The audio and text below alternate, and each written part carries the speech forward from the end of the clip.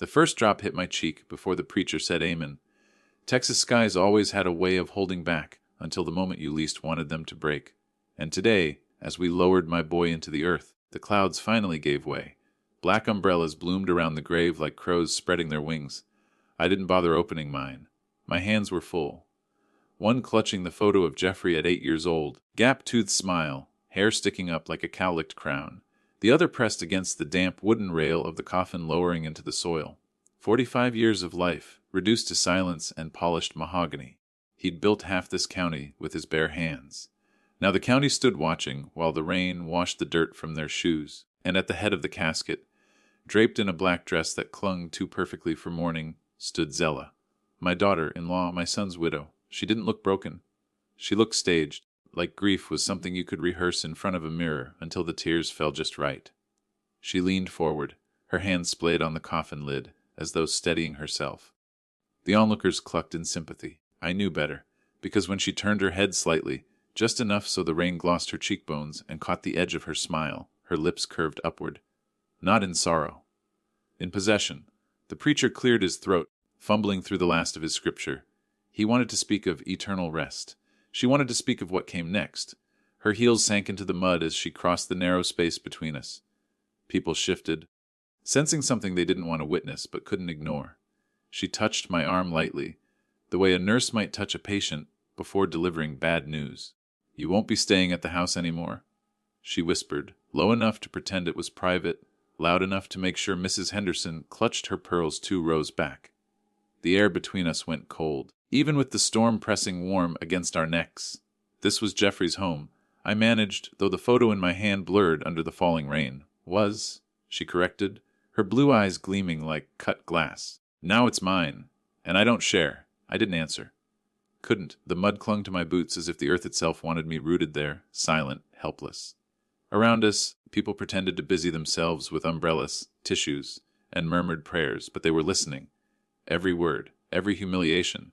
Zella knew that. She'd chosen this battlefield deliberately. The preacher closed his Bible with a soft thud. Dirt fell onto the coffin in hollow clumps. Jeffrey was gone, and with him the fragile shelter I'd thought I still had in this world. As the mourners drifted toward their cars, Zella lingered, her arm linked with the banker's wife, her laugh slicing through the drizzle. That was the moment I made my vow grief would not make me blind. My son's story wasn't finished, and neither was mine. The cemetery emptied like a theater after a play no one wanted to admit was poorly performed. Doors slammed, engines coughed to life, and one by one the cars pulled away, leaving only tire tracks pressed into wet gravel. I stayed. The rain traced cold lines down my temples as I knelt by the mound of fresh soil. With shaking fingers, I placed the single red rose I'd carried in my pocket. "The same kind your mother used to grow," I thought, speaking silently to Jeffrey. "She'd be proud of you, son." Proud and furious all at once. Behind me, laughter rolled across the cemetery like thunder, sharp and unnatural. Zella, already gathering a small circle of neighbors at the gate, already turning my son's funeral into a stage for her performance. They leaned in as if her words were honey instead of poison, and she basked in it. I wiped the mud from my palms against my coat and rose slowly. Arthritis made my knees creak like old porch steps, but I wasn't going to let her see me struggle. Not here, not now. By the time I reached the parking lot, she was waiting. Flanked by Joe from the bank and Mrs. Henderson, she stepped forward, blocking my path to the truck. Her voice carried the sharp edge of someone who wanted witnesses. "Clyde, you need to accept reality. Jeffrey left everything to me. The house, the accounts, the company. That's the truth, and you'll only hurt yourself fighting it." The banker cleared his throat and looked at the ground. Mrs. Henderson dabbed at her eyes with lace, pretending not to be part of the ambush. I met Zella's gaze, the photograph of Jeffrey still tucked safe inside my jacket pocket like armor. "The will hasn't been read yet." She tilted her head with mock sympathy, a smile curving like a blade. "Do you honestly think he'd leave millions to a man who never earned it? You've been living on his charity for years. Be grateful for what you had." The cruelty was deliberate. She wanted me to break, to lash out, to look like the bitter old man clinging to scraps. Instead, I kept my voice steady, the way a soldier learns to when the bullets are flying overhead. "We'll see what the lawyer says." Her laugh cut through the rain. "Oh, we will?" Obie Smith, broad-shouldered and weathered from decades on the farm, appeared beside me then. He didn't say much, just stood close enough that his presence was a wall I could lean against if I needed it. His eyes narrowed at Zella, reading her like he'd read storm clouds his whole life. "Funeral's over," he said quietly. "Man deserves space to grieve." Zella's lips twitched, but she smoothed the mask back over her face. "Of course. That's why I'll be hosting everyone at the house. Jeffrey would have wanted a proper gathering." Her words hung heavy. My son's home, my home, already claimed as hers. The storm hadn't ended, it had only just begun. The house smelled of polished wood and old roses when I stepped through the door that evening. Not mine anymore, hers. She stood at the center of the parlor, pearls glinting beneath the chandelier, greeting guests with a composure that made my stomach churn. Neighbors filled the rooms, balancing wine glasses and whispered condolences. But there was no mourning here. This was theater. Zella had staged it all. The china from Jeffrey's mother's cabinet gleamed on linen-covered tables. Platters of imported cheeses and crystal bowls of fruit sparkled beneath candlelight. Nothing about it spoke of grief. It spoke of conquest. "Please, everyone," she said, her voice smooth as silk over steel. "Help yourselves." Jeffrey believed in hospitality. Her eyes flicked to me then. Just a fraction of a second, but enough. That gaze was a reminder you don't belong here. I took the corner chair near the window, my back aching from the day, the rain still heavy in my clothes. Guests moved around me like I was invisible. Maybe that was the point. Then the doorbell rang. A hush fell as a tall man entered, carrying a leather case. Jasper Thompson, the family lawyer. His presence cut through the performance like a scalpel. "The will is ready to be read," he announced. The room gathered tight. I sat straighter, the photograph of Jeffrey pressing against my chest as if he were here to witness it with me. Zella settled herself nearest the fireplace, hands folded in triumph. When Thompson cleared his throat and began the formal words, I thought I could hear her heartbeat quicken across the room. Small bequests came first, donations to the library, a cousin in Houston, the employees at the company. Then the words she had been waiting for. "To my beloved wife, Zella Marie Wells, I leave the family home at 847 Magnolia Street, its contents, and $25 million from my investment accounts." Her breath caught, not like grief, but like hunger finally satisfied. She rose halfway from her chair, eyes blazing with victory. Guests murmured politely, some clapping her shoulder as if she'd won a prize. And then the lawyer turned a page. "To my father, Clyde Samuel Wells, I leave his workshop tools, family photographs, and all personal mementos." Silence. A silence so thick I could hear the tick of the grandfather clock in the hall. Tools. Photographs. Scraps of memory. Zella's smile bloomed into something radiant, cruel. "Jeffrey always knew how to take care of me," she said loud enough for everyone to hear. The guests nodded, though unease shifted beneath their politeness. I felt it too. Jeffrey had promised me something different. "You'll be protected, Dad." The words echoed, sharp and insistent. Then Thompson's voice dropped, almost casual, as he began packing his case. "There is one additional clause," he said softly. Zella didn't hear him. She was too busy basking in her triumph.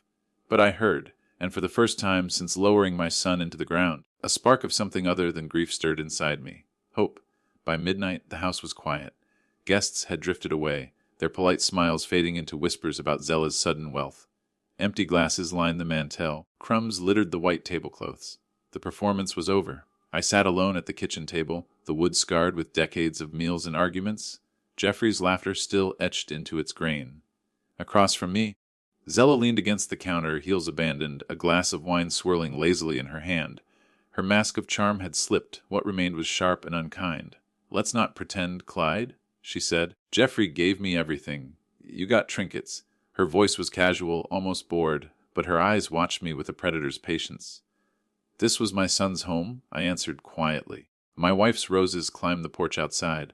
My father built these walls with his hands. It's more than property." She smiled, slow and deliberate. "It was theirs. It's mine now. And you're a guest who's overstayed." The words cut deeper than I'd admit. For 3 years, I'd lived here with Jeffrey, caring for him through chemo and radiation, watching the disease hollow him out. I had poured every ounce of strength into keeping him comfortable. And now, a woman who barely knew him 2 years was erasing all of it with a glass of Merlot and a smirk. I braced my hands on the table, feeling its steady weight. He promised I'd be protected. Her laugh was sharp, brittle as glass. "Protected. He pitied you. And now, so do I. That's why I'll give you until tomorrow to pack. Clothes only. Nothing else leaves this house." The finality in her tone sent a chill through me. "And if I refuse, then I'll have the sheriff escort you out." She tilted her head, studying me as though gauging whether I would fight. Face it, Clyde, you're old alone. Nobody's going to side with a washed-up widower against me. You'll just embarrass yourself. The kitchen clock ticked, each second loud, merciless. I wanted to rage, to slam my fist against the table and shout that she was wrong, that Jeffrey hadn't abandoned me. But the truth pressed heavier than the anger. I was tired. Tired in my bones, in my soul. My son was gone. My home was slipping away. And the woman standing across from me reveled in every crack in my resolve. When I finally spoke, my voice was calm. Too calm. As you wish, Zella. Her eyebrows lifted, surprised by the lack of fight. She'd been expecting fireworks, not surrender. I rose slowly, joints protesting, and started for the stairs. Where are you going? She demanded. To pack. She smirked, but it wavered just for an instant. I'd given her victory, but not the satisfaction of watching me break. Upstairs, I sat on the edge of my bed with a single suitcase open before me. The photo of Jeffrey lay on top of my folded shirts, his boyish grin frozen in time. Son, I whispered, my voice breaking in the silence. If you left me nothing, then why did you tell me to fight? The question hung in the dark like a weight I could not lift. The motel room stank of bleach and loneliness. My suitcase sat open on the sagging bedspread, holding the fragments of my life: 3 shirts, a pair of boots, a photograph of Jeffrey at 8 years old. Everything else had been left behind under Zella's roof. I thought that was the end of it. Until the phone call. Mr. Wells? It was Jasper Thompson, the lawyer. His voice carried a strange tension, equal parts urgency and relief. We need to talk. Privately. Your son anticipated this very situation. Those words pulled me upright like a rope yanking me out of quicksand. 20 minutes later, I was in his office, the morning light slanting through blinds onto the stacks of law books. Jeffrey's portrait hung behind the desk, smiling that proud, stubborn smile. Thompson slid a thick folder across the desk. What everyone heard yesterday was only the surface. There's a clause. One that changes everything. I leaned forward, heart pounding. He pointed to the fine print. To my wife, Zella Marie Wells, I leave the estate and assets. His finger traced lower. On the condition that she provide proper care and dignified housing for my father, Clyde Samuel Wells, until his natural death. The words blurred as tears welled in my eyes. And if she fails, Thompson continued, his tone steady, the inheritance reverts immediately to the Jeffrey Wells Foundation. She threw me out. I whispered, the motel stink still clinging to my clothes. Told me to die in a gutter. Then she's already lost, Thompson said. Your son was cleverer than she ever imagined. The weight of it broke me. Grief, pride, relief, all tangled until my hands shook against the leather armrest. Jeffrey had known. Even as cancer hollowed him out, he'd been fighting one last battle for me. That afternoon, we drove back to the house. The door swung open to reveal Zella, silk blouse gleaming, hair set in rollers. The fury on her face when she saw me was immediate. You have no right. Thompson stepped forward, calm as a judge. Mrs. Wells, we're here to review the complete will. He handed her the papers. Her eyes flicked over the familiar lines, smug at first, until she reached section 15B. I watched her expression curdle. Triumph dissolved into disbelief, then panic. Her hands trembled as she clutched the pages like they might rewrite themselves if she held tight enough. This is fake, she hissed. It's notarized, witnessed, and sealed by Texas law, Thompson replied. Your actions yesterday constitute violation. The estate is void. As of now, everything reverts. She sank into the nearest chair, the sound of her breath breaking into gasps. For the first time since Jeffrey's funeral, she looked small. Not powerful, not untouchable, just a woman caught in her own cruelty. I stepped closer, Jeffrey's photograph warm in my pocket. He knew who you were, Zella. He planned for this. You thought you buried him and inherited his world. But he's still here, protecting me, protecting everything he built. Her eyes darted between us, disbelief melting into something like fear. The room fell silent, the grandfather clock ticking like a hammer striking time itself. For once, she had nothing left to say. The house was quiet again. Not the silence of victory, but the deep, unsettled quiet that follows a storm. Zella sat in the armchair where she'd once presided like a queen. Her pearls still clung to her neck, but her shoulders sagged, the performance finally stripped away. The legal documents trembled in her lap, every word an indictment she couldn't erase. I didn't gloat. Truth be told, I felt no triumph. Just a strange, heavy stillness, like standing in the wake of a battle that cost too much to win. Thompson gathered his papers with the efficiency of a man who'd done this before. Mr. Wells has lifetime residency, he said, glancing at me. The foundation assumes ownership by week's end. You'll be safe here, or safe. The word settled into my chest, unfamiliar but welcome. For the first time since Jeffrey's last breath, I wasn't standing on shifting ground. When the lawyer left, only Zella and I remained. The tick of the grandfather clock filled the room. She stared at the carpet, her voice brittle when it finally broke free. I lost everything. No, I said, lowering myself into Jeffrey's old recliner. You lost what you tried to steal. Her eyes flicked to mine, wet with something she would never call tears. He planned this, all of it. Yes. I touched the photo in my pocket, that boyish grin frozen in time. Even while cancer was eating him alive, he was protecting me. That's the kind of man Jeffrey was. You never understood that. Her lips parted as if to argue, but no words came. Only silence. I leaned back in the chair, the leather worn soft by my son's final months. The weight of his foresight pressed down on me, equal parts comfort and sorrow. He hadn't just left a house or an inheritance. He'd left justice. A legacy of love stronger than greed, stronger than death. Outside, the Texas sun dipped low, staining the sky with streaks of gold and blood orange. Light poured through the windows my wife once polished with her own hands, falling across the photographs still lining the mantel. Generations of Wells men and women watching, silent witnesses to both cruelty and redemption. Zella shifted, as though the weight of those faces pressed on her too. What happens to me now? I studied her for a long moment. She looked smaller than ever, more fragile than the villain I had come to know. That's up to you, I said. The foundation will keep a roof over your head if you can learn respect. If not, you'll leave with nothing? Her chin dropped. No fight left. The grandfather clock chimed the hour deep and solemn, echoing through the rooms that had outlived us all. I closed my eyes for a moment, breathing in the scent of roses drifting through the porch screen. My wife's roses. My son's promise. My family's home. For the first time since the dirt hit Jeffrey's coffin, I felt steady, anchored. Not because I had won, but because his love had not been buried with him. Some gifts outlived the grave,